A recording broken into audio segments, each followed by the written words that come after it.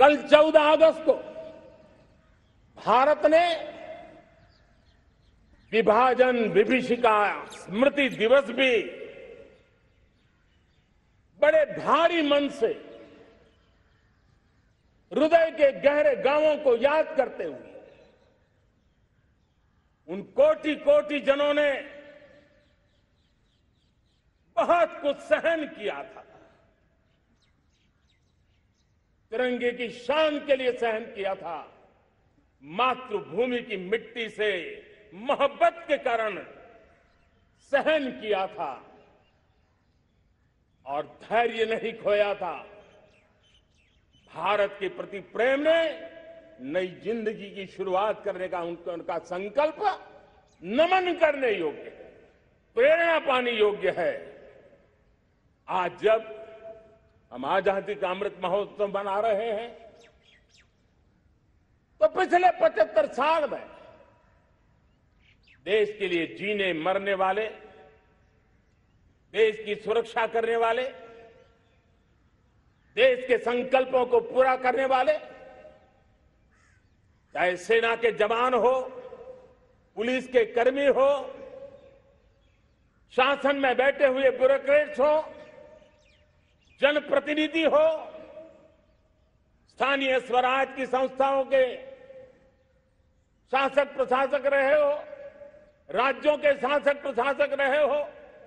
केंद्र के शासक प्रशासक रहे हो, 75 साल में इन सबके योगदान को भी आज स्मरण करने का अवसर है और देश के कोटि कोटि नागरिकों को भी जिन्होंने 75 साल अनेक प्रकार की कठिनाइयों के बीच भी देश को आगे बढ़ाने के लिए अपने से जो हो सका वो करने का प्रयास किया है। मेरे प्यारे देशवासियों, 75 साल की हमारी ये यात्रा अनेक उतार चढ़ाव से भरी हुई है। सुख दुख की छाया मंडराती रही है और इसके बीच भी हमारे देशवासियों ने उपलब्धियां की है, पुरुषार्थ किया है, हार नहीं मानी है, संकल्पों को ओझल नहीं होने दिया है। और इसलिए और ये भी सच्चाई है कि सैकड़ों सालों के गुलामी के कालखंड ने भारत के मन को, भारत के मानवीय की भावनाओं को गहरे घाव किए थे, गहरी चोटें पहुंचाई थी, लेकिन उसके भीतर एक जिद भी थी, एक जिजीविषा भी थी, एक जुनून भी था, एक जोम भी था। और उसके कारण अभावों के बीच में भी, उपहास के बीच में भी, और जब आजादी का जंग अंतिम चरण में था तो देश को डराने के लिए, निराश करने के लिए, हताश करने के लिए सारे उपाय किए गए थे। अगर आजादी आई, अंग्रेज चले जाएंगे तो देश टूट जाएगा, बिखर जाएंगे, लोग अंदर अंदर लड़ करके मर जाएंगे, कुछ नहीं बचेगा, अंधकार युग में भारत चला जाएगा। न जाने क्या क्या आशंकाएं व्यक्त की गई थी, लेकिन उनको पता नहीं था ये हिंदुस्तान की मिट्टी है। इस मिट्टी में वो सामर्थ्य है जो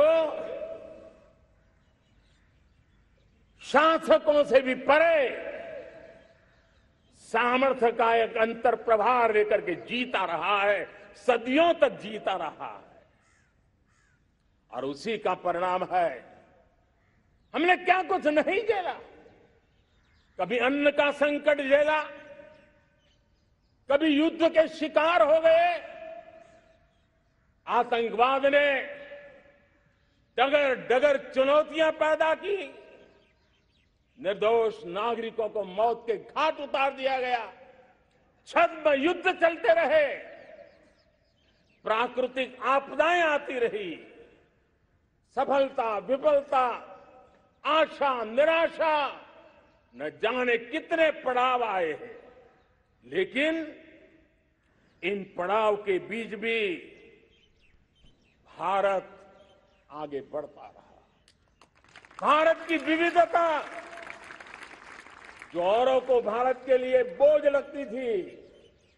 वो भारत की विविधता ही भारत की एक अनमोल शक्ति है, शक्ति का एक अटूट प्रवाह है। और दुनिया को पता नहीं था कि भारत के पास एक इनहेरेंट सामर्थ्य है, एक संस्कार सरिता है, एक मन मस्तिष्क का विचारों का बंधन है, और वो है भारत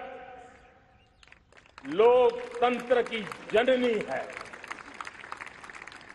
मदर ऑफ डेमोक्रेसी है। और जिनके जहन में लोकतंत्र होता है, वे जब संकल्प करके चल पड़ते हैं, वो सामर्थ्य दुनिया की बड़ी बड़ी सल्तनतों के लिए भी संकट का काल लेकर के आती है। ये मदर ऑफ डेमोक्रेसी,